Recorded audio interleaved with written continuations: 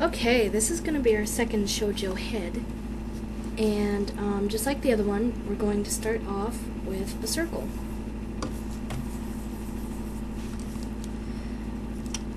Doesn't have to be perfect, of course. Then we're going to do a 3/4 view this time, to the left. I do a lot to the left, don't I? But we're going to do it that way. And what you do is you come and you just kind of, just like before, but you make the chin a little to the side, obviously. Because when your head is turned to the side, more of your jaw is visible. Now with that center line, we're going to curve it to show which way she's looking. And then we're going to come in with the eye line, and it's probably a little too high. Come in with the eye line, make it straight again, and then we're going to make a nice little circle for the ear. Now the ear overlaps the head. A lot of people will like to put the ear in the back of the head just like they do on the other one, on regular front view, but you can't do that. Just, your ear is not on the back of your head. And and then you come in with your neck, and your neck is a little bit back from your chin, but not too far. And then it comes back. The back of your head is here, and a lot of people will like to put the necks just down here. It's not quite right. So your neck comes down like that. You have shoulders down here.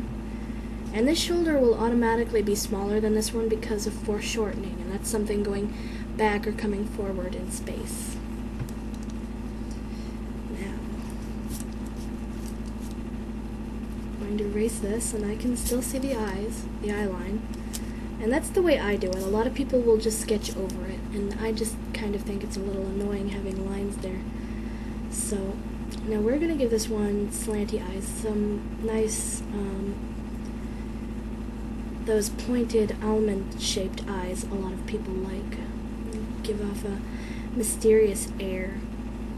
With these, you like to use more angular eyelashes. And that's to, stay with the whole mysterious thing. Maybe not quite so many eyelashes. And for these, I like to use kind of a round eye, because they still make it seem big, but at the same time they make it seem mysterious. And for those, a lot of people also use just a nice little center pupil, and I like to use just basic center pupils. A lot of people will shade their eyes and so on, and that's okay. A lot of cool stuff can come from that. I unfortunately don't know how to do much of that to make it look any good, but I will try someday.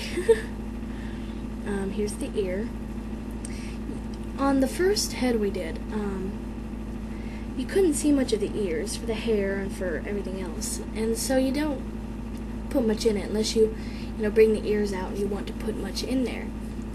But you should do more on, I do more on a 3/4 view, because you can see more of the ear, and it doesn't take a lot of detail, just a little, to make it look like an ear. Some people will just do a line, and it's all preference again. Now the other eye this is where a lot of people will not get it, and even it takes forever, and it still comes out wrong sometimes, is the eye is smaller because it's farther away, but at the same time it's a little bit taller because it's thinner. I don't know if that makes much sense, but we're gonna hope. Let's see, that, I don't know if that looks quite right, and if it doesn't, you just gotta go in and change it and find something. What I say is, if you think you're too much of an extreme at one thing, try the completely opposite extreme. Like if you think something is too small, make it obviously too big, and then go in between those two and find a place in between there. And we're going to give her a little nose. A lot of people will use this kind of nose. So I kind of think that's a little pointy. I'm not a huge fan of severely pointed noses. So I'm just going to give her a nice soft kind of point. Because the eye looks like that, it's going to automatically bring us the top of the nose right there, the bridge of it. And the eyebrow will come out of that, so you don't want it to just kind of come over here like that, because that will look like it's over the nose and it's like you've got a unibrow. And with almond eyes, a lot of people like to slope their eyebrows, and that also creates a more mysterious character.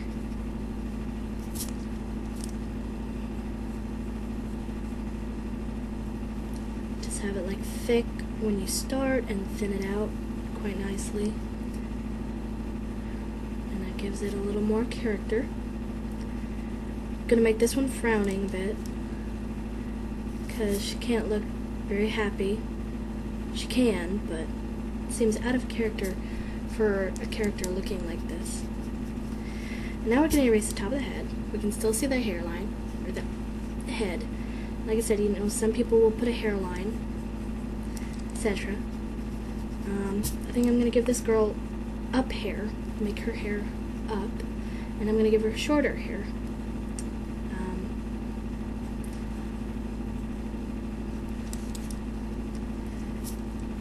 Give her a widow's peak.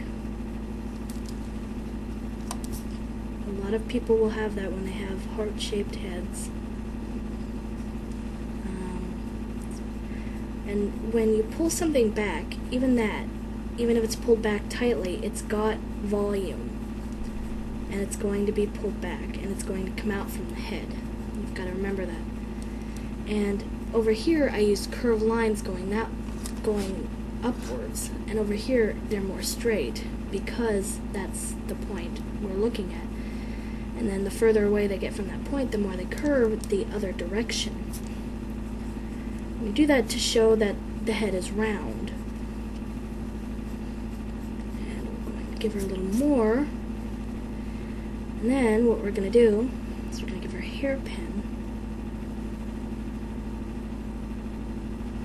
I don't know if anybody else has any of these hairpins, but I have them, and they're just these long, flat hairpins. And I don't know why they make them, but they stick out, and I use them sometimes. And we're going to make her hair come out kind of like this.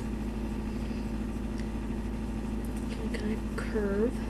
It's not very long hair, so it's going to be kind of bushy.